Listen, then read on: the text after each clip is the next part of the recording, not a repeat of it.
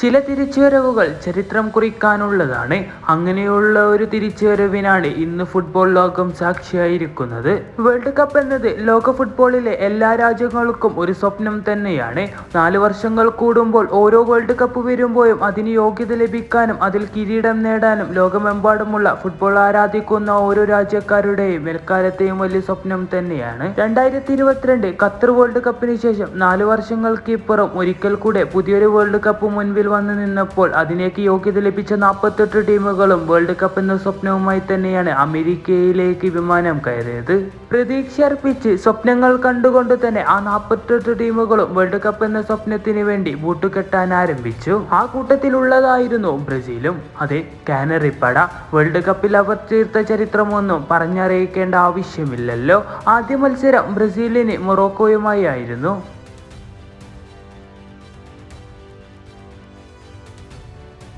എന്നാൽ ബ്രസീൽ ആരാധകർക്ക് ആ മത്സരം ഒരു നിരാശയായിരുന്നു. അവരുടെ സുൽത്താൻ, അവരുടെ നായകൻ നെയ്മർ ജൂനിയറിന്റെ അഭാവത്തിൽ കളത്തിലേക്ക് ഇറങ്ങിയ ആ മത്സരത്തിന്റെ ഒടുക്കം 1-1 എന്ന സ്കോറിൽ മത്സരം സമനിലയിൽ അവസാനിക്കുകയായിരുന്നു.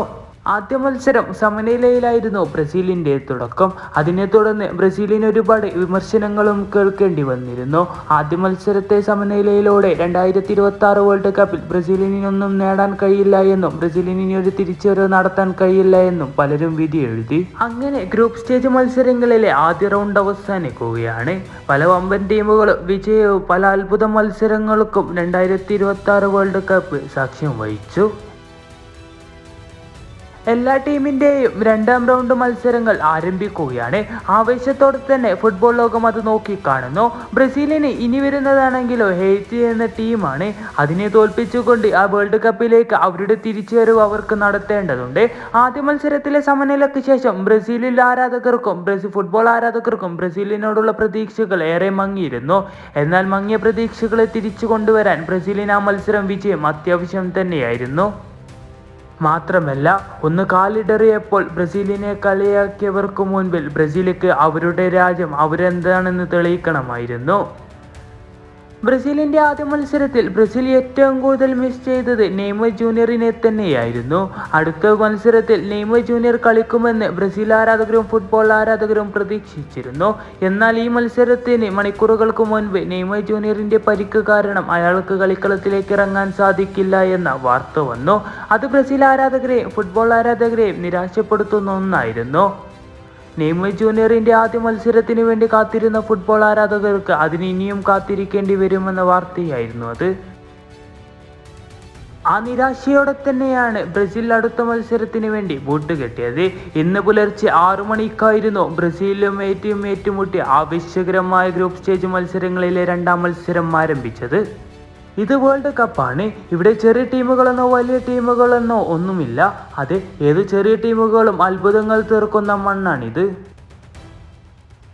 കഴിഞ്ഞ മത്സരത്തിൽ നിന്നും വ്യത്യസ്തമായി സാക്ഷാൽ ആൻസെലോട്ടി ബ്രസീൽ സ്ക്വാഡിൽ ഒരു മാറ്റം വരുത്തുകയാണ്. സ്ട്രൈക്കറായി ഇഗാർ തിയാഗോയെ മാറ്റിക്കൊണ്ട് ഫസ്റ്റ് 11ൽ മാത്യൂസ് കുനിയയെ കളിക്കളത്തിലേക്ക് ഇറക്കുന്നു. നിലവിൽ മാഞ്ചസ്റ്റർ യുണൈറ്റഡിന് വേണ്ടി മികച്ച പ്രകടനം കാഴ്ചവെക്കുന്ന ഒരു താരം തന്നെയാണ് കുനിയ. ആൻസെലോട്ടിയുടെ ആ പദ്ധതി ഒരിക്കലും പാളിപ്പോയിരുന്നില്ല. അത് മത്സരം കണ്ട എല്ലാവർക്കും മനസ്സിലായതാണ്. 23ാം മിനിറ്റിൽ വിനീഷ്യസ് ജൂനിയർ ബോളുമായി വന്ന് ഒരു ഷോട്ട് എടുക്കുന്നു.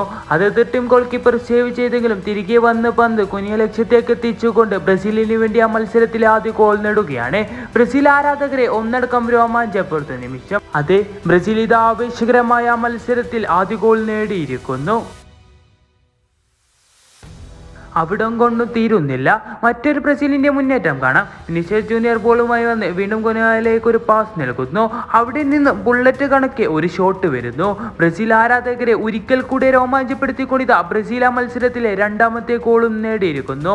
അതും അവരുടെ സ്ട്രൈക്കറായ കുനിയയിലൂടെ തന്നെ. ഇവിടെയാണ് ബ്രസീൽ അവരുടെ ഗോൾ വേട്ട തുടരുന്നത്.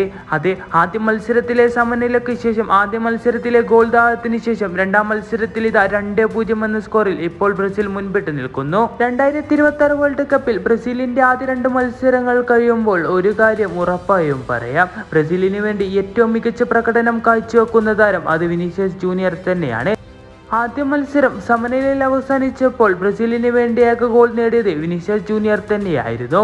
ഈ മത്സരത്തിൽ കുനിയ നേടിയ 2 ഗോളുകൾക്കും കാരണമായത് വിനീഷ്യസ് ജൂനിയർ തന്നെയാണ്. ഒരിക്കൽ കൂടെ തന്റെ വീര്യം അറിയിച്ചുകൊണ്ട് ആ മത്സരത്തിന്റെ ആദ്യ പകുതി അവസാനിക്കാൻ നിമിഷങ്ങൾ മാത്രം ബാക്കി നിൽക്കെ വിനീഷ്യസ് ജൂനിയറിന്റെ കാലിൽ നിന്നും ഒരിക്കൽ കൂടി ഒരു ഗോൾ കൂടെ വീഴുന്നു. അതേ ചിലിത ആ മത്സരത്തിലെ 3ാമത്തെ ഗോളും നേടിയിരിക്കുന്നു. ആദ്യ മത്സരത്തിലെ നിരാശയായ സമനിലയ്ക്ക് ശേഷം ബ്രസീൽ അടുത്ത മത്സരത്തിൽ 3 ഗോളുകൾക്ക് വിജയിച്ചിരിക്കുന്നു. 2026 വേൾഡ് കപ്പിൽ അവരുടെ വരവ് അറിയിച്ചിരിക്കുന്നു.